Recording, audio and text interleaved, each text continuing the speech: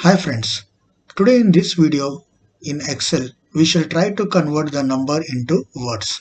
So if I type any 23 here, it will be printing into the complete words. It will be quite useful for making the bills or fee structures or GST bills in our invoice. So let us start here. So for this we shall need a developer tab which will be sometimes not available in your Excel sheet. To make it available, right click on your ribbon, then click on customize your ribbon and just activate this developer tab and click OK. Or else just go to the file, more options, and here customize ribbon and activate this one. Okay.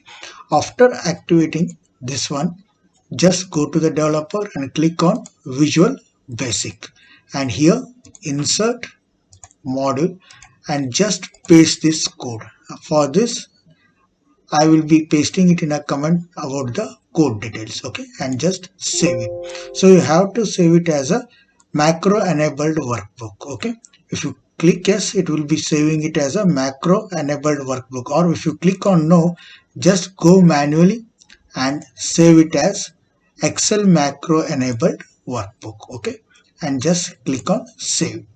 Okay, so after this just close this, and here we have given it as spell number, so equal to SPE. You can see here this is a new formula which has came for you and which was in a Visual Basic VBA script. Okay, just open this one,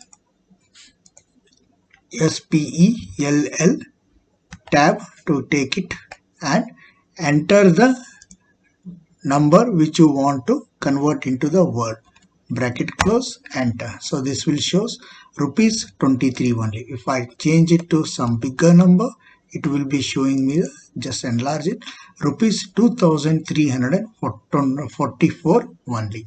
So it will be quite useful for making a billing system whenever we want the numbers to be printed in the word.